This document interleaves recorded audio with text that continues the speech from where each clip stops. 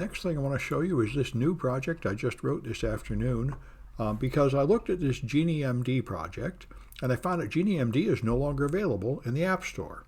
Now you can still do the project by loading my old APK of the old version of this app, which is what I assume some students are doing, but I don't really like that much. Using old apps that don't exist anymore just doesn't seem as inspiring as using real apps that are out there. So I went through a list of all the apps that I tested years ago to see how many of them have not been patched, and I found some that are still vulnerable even though I reported them about 5 years ago. So that counts as volunteering to be homework. So here they are.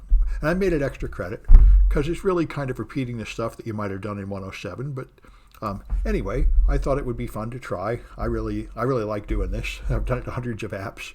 So the thing here is you have to install some apps and then test them to see if they break HTTPS. And one thing that's cool about it is I can use a modern version of Android like Android 8. And Android 8 will not allow me to install a user certificate, so I cannot make it trust burp. But that's fine because I want it to use untrusted burp. So right now, if I installed Firefox. So if I open Firefox and I go to samsclass.info, for example, it's still got, all right, I got something about a proxy server. Is that really true? Let's try an insecure site.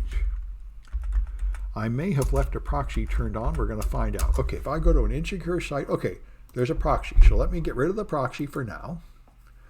So I go to Network and Wi-Fi, and then I click and hold on Android Wi-Fi, Modify Network, and I get rid of the proxy, changing it to None.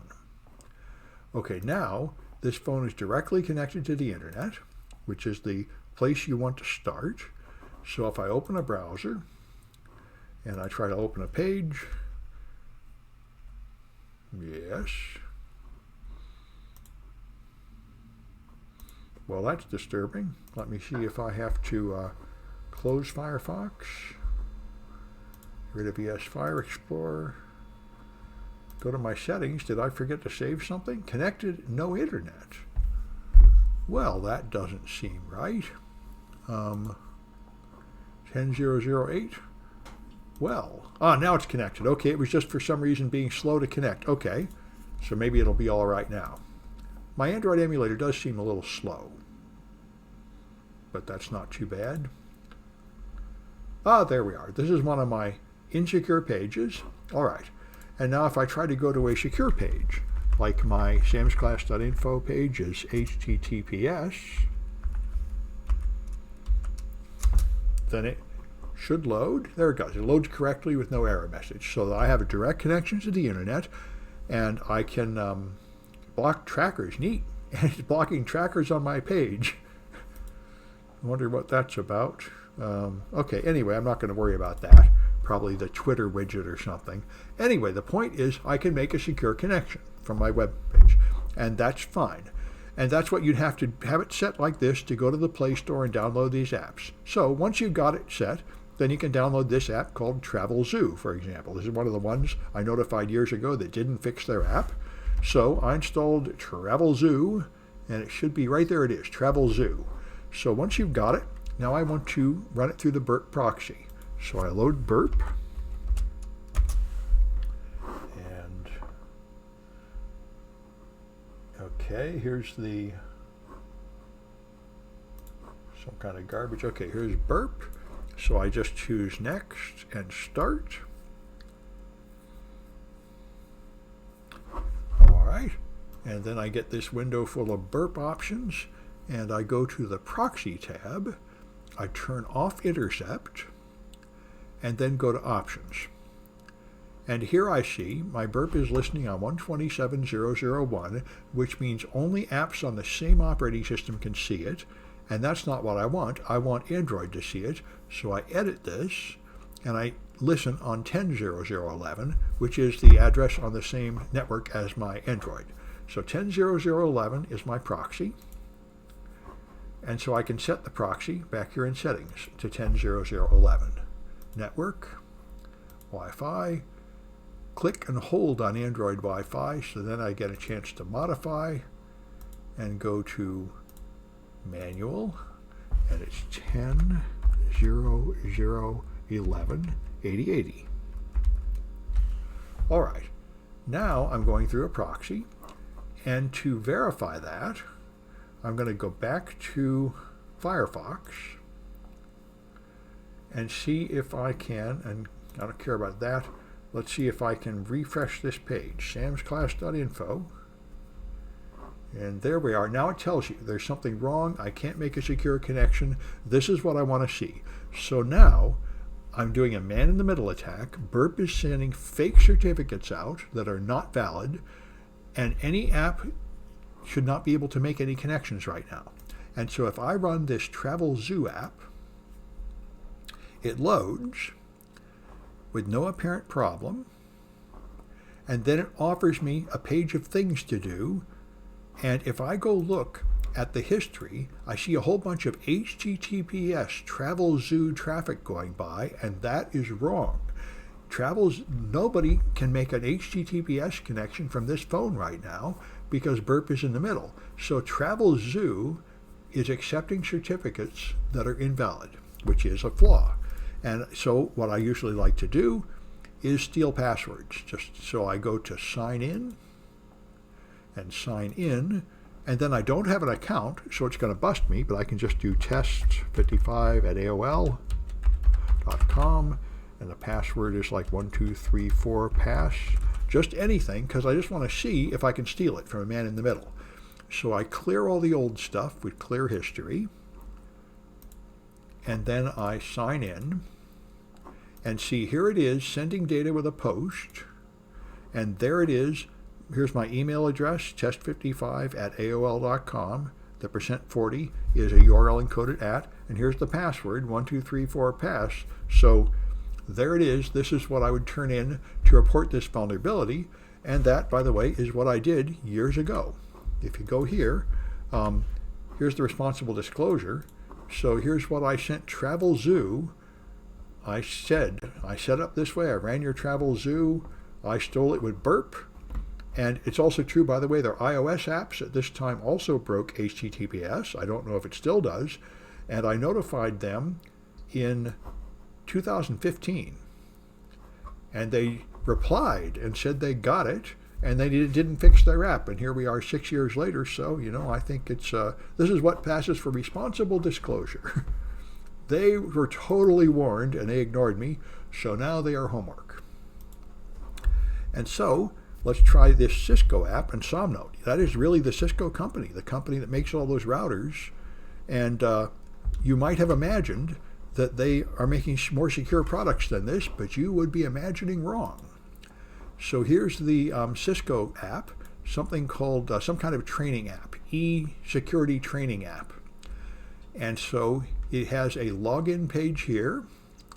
And once again, here you go, HTTPS connections going right through my man-in-the-middle attack, going to cisco.com URL. So here I can I can log in, and you don't need a real name. It's being slow to respond on me. Let's close that. Okay, now it's responding. I'll just give it a password down here of 1234pass. And let's clear all this old traffic. Clear history. Yes. And then sign in. And here it is, sending something. And if you look here, it's this one, I think, that's got the password in it. All that junk, but somewhere in this mess, it sent my password, I think. Let's see, it was one of these darn things.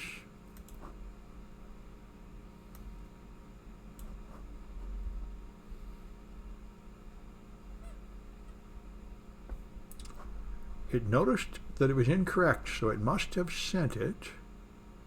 API tenants, enum collector, enum beacons. Well, authenticate, client ID. Wait a minute now. No. There's another problem with M107. Okay. Oh, never mind. Okay, fair enough. Anyway, well, I thought I had I found it before. Let's look at my project. I saved a picture of what you're looking for. And so if you do Cisco, yeah, it's the post to API tenants is the one that has the password. Oh, it might be that well, let's see. It might be the API, this one here. That's right. It's in here somewhere.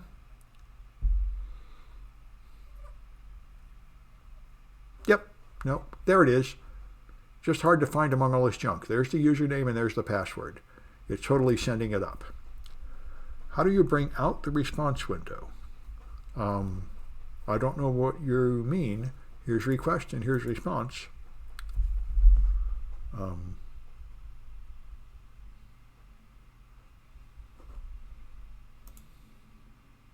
You can control them this way. Not on my Burp. Well, Burp has there's different versions, and there's various ways to lay it out. Also, sometimes there is no response, depending on what you're doing, but they should both be there. So later on, after this video, let's use Zoom, and you can share me your screen, and we can find it.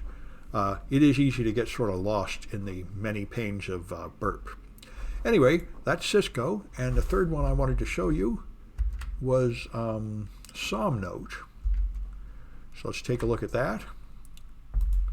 Same kind of way. Here's something called Somnote, some kind of note-taking app. And again, there's a login right there, so I can log in with email, and I can give it, say, test66 at AOL, and then a password of 1234 pass. And let's go to Burp and clear all the old stuff. Clear history, and then log in. And there we go, a post, and there is no such user ID. That's the response, but the request is here, and there it is. User ID is test@aol.com, and the password is here, and it looks like it does something like MD5, the password. It does add some kind of encryption to the password, but certainly they've broken HTTPS.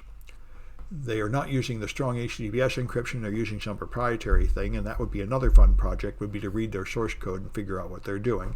So anyway, you can get some extra credit by doing some of those. And right now, they're right as they are in the App Store. In case they ever patched it, I put archive copies here you can download, so you can, if people are doing this project years from now and these apps have actually updated or vanished.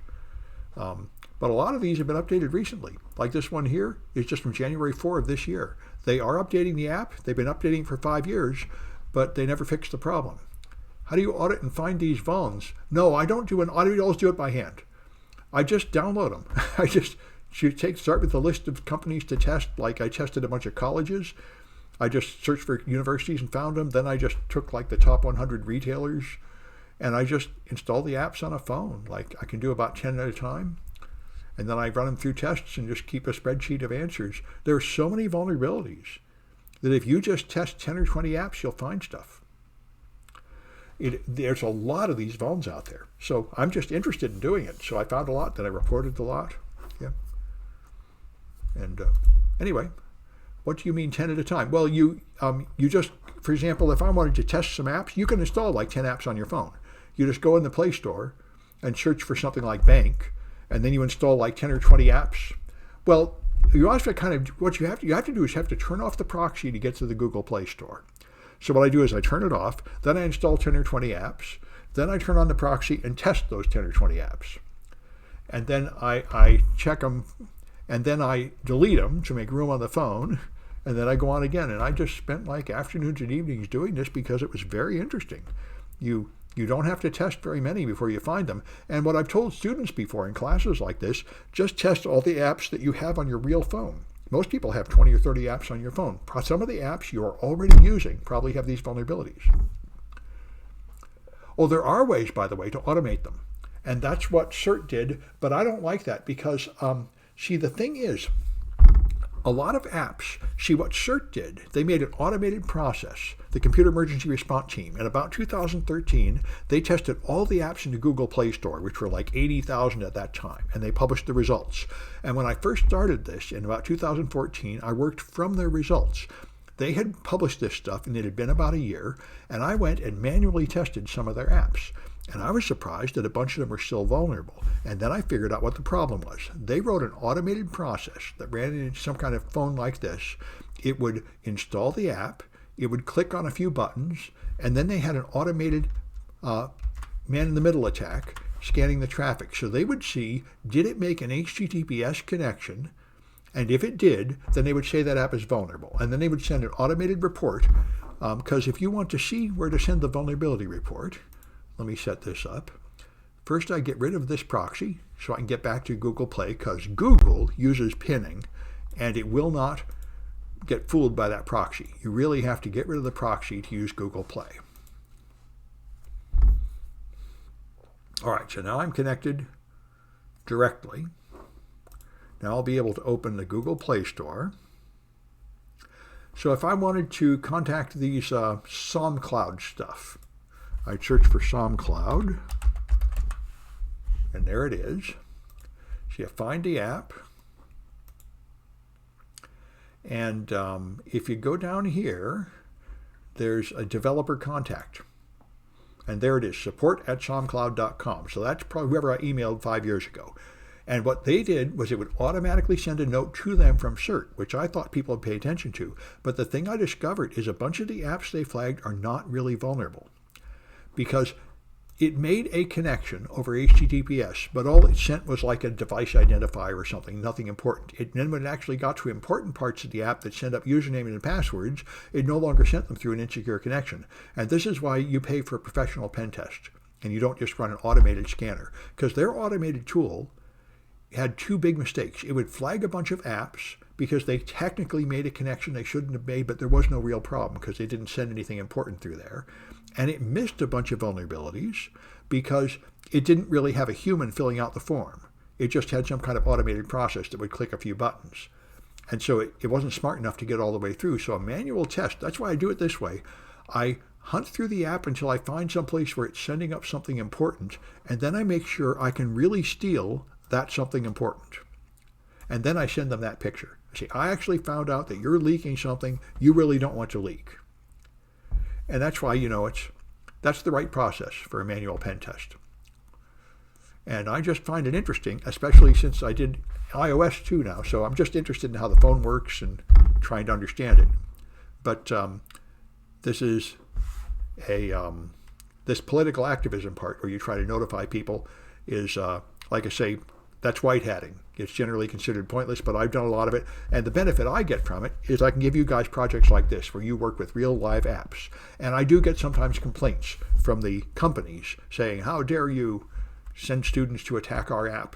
And that's why I always make sure I keep records everywhere. If these guys yell at me, I will send them here and say, dude, I told you 5 years ago and you ignored me. So don't try to say that here I am exposing some secret that you didn't have a chance to fix. So they still can complain. They could even in principle try suing me or something, but they wouldn't make it. This is considered acceptable by the standards of the industry. Anyway, I'm going to stop this recording.